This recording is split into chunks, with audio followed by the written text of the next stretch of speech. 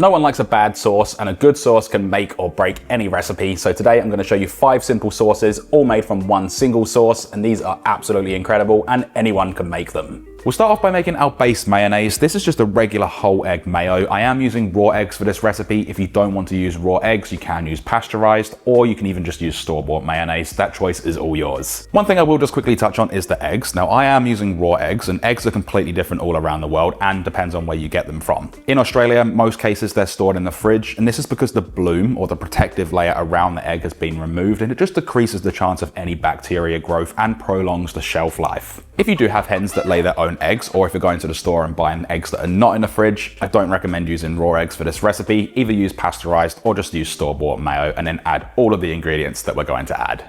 Now, to make our base mayonnaise, crack 1 egg into a tall jar or container. Add in 3 teaspoons of white vinegar or lemon juice, 1 teaspoon or 10 grams of Dijon mustard, and 180 milliliters of any neutral flavored oil. Now, to emulsify this, I'm using an immersion blender. If you don't have one of these, I'll have details about all of the other methods in the description. Place this into the container, going to the very bottom, place it onto a high speed, and then slowly bring it up. This is going to help the bonds form or emulsify our mayonnaise. And this right here is just a stock standard mayo. You can leave it as it is, or like we're doing today, using it as a base ingredient to add other things to make different sauces. Once you have this done, you can place this into a clean, sterilized jar. This recipe makes roughly 1 cup of mayonnaise. And this is the base ingredient to all of our sauces today, or you can leave it plain and simple as it is. Then what you should have is a nice, smooth, emulsified mayo that looks like this. One more thing that you might have noticed is that I didn't add any seasoning to this. If you're using it as a plain mayonnaise, go for it, season it with salt and pepper. But because I'm going to be using this as a base, and some of those ingredients might contain sodium, if we're adding those to this and we've already seasoned it, it could go out of proportion and then be too salty. So it's just something to watch out for. Next up is one of my favorite sauces, and this is going to be Herby Mayo. This is 15 grams of fresh dill and 10 grams of fresh parsley. A couple of the stems in there is completely fine as well. It's all extra flavor, and this can be added to 1 serving or 1 cup of that homemade mayonnaise. We're using the immersion blender again. Just get in there and blitz this all up until you have that nice light green color. What we want is for these to completely break down and then infuse into the sauce. You can roughly chop them and then add them to the mayonnaise, but you won't get the full flavor as you would when you blend it. This time we will add a little bit of seasoning to taste, just salt and then ground white pepper. No need to blend again. We can just stir that seasoning through and just make sure you taste it as well and adjust accordingly. Place it into a clean, sterilized jar, and this recipe again just makes the same amount. And this is one of those sauces that actually gets better after a day or two as the infusion just becomes a little bit more potent. That then leaves us with this beautiful Herby Mayo. It's perfect on so many different things, or even just a dip on its own. Now, this next one is a chili crisp mayo. There's 3 ingredients: our base mayo, a little bit of chili crisp oil, which you can buy from the store, which I have, or you can make it yourself, as well as a little bit of buttermilk, which is just going to smooth things out. So for this, we don't need a blender. We can add our mayonnaise into a mixing bowl. Add in 3 tablespoons of the chili crisp oil, and a little bit of the oil in there is completely fine as well. It's not going to do any damage. And add in 1 tablespoon of buttermilk just to smooth things out. All we need to do with this is mix it all together. You'll get this really nice colored sauce. This is fantastic for pretty much everything. You can use it on burgers, you can use it in Asian cuisine, wraps, salads, just use it as a dipping sauce. The world's pretty much your oyster with this sauce. Also, depending on what chili oil you used, some do have seasoning in them, so just double check it and taste. And then adjust your sauce accordingly with a little bit of salt. And you can add ground white pepper, but it's probably not needed because we already have chili in there.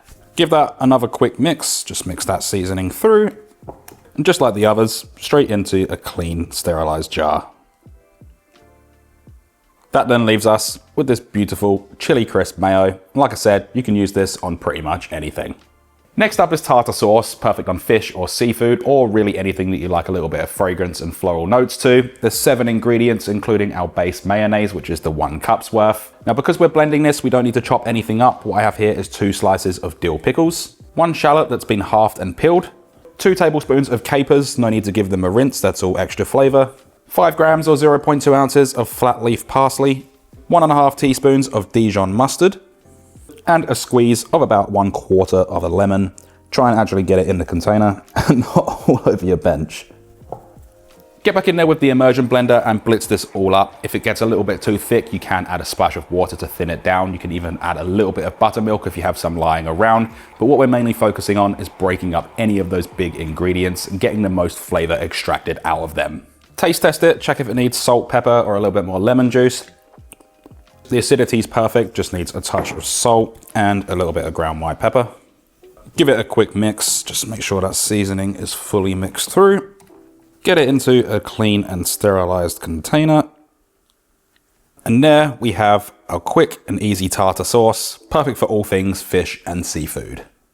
This next sauce is another one of my favorites. It's an Outback style sauce, and there is only 6 ingredients, starting off with that base mayonnaise again. Now to our 1 cup of base mayonnaise, what I have here is 1 teaspoon of garlic powder and 1 teaspoon of smoked paprika, 1 tablespoon or 20 grams of tomato ketchup, 1 tablespoon or 20 grams of creamed horseradish, and 1 tablespoon or 20 milliliters of Worcestershire sauce.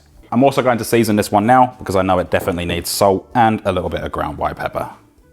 To mix this, I'm using the immersion blender again. It doesn't really matter if you mix this by hand, nothing's really getting broken down. You just want all of the ingredients to mix and you get that nice pale orange, a little bit red color sauce, and it smells fantastic. Into the clean and sterilized container or jar we go.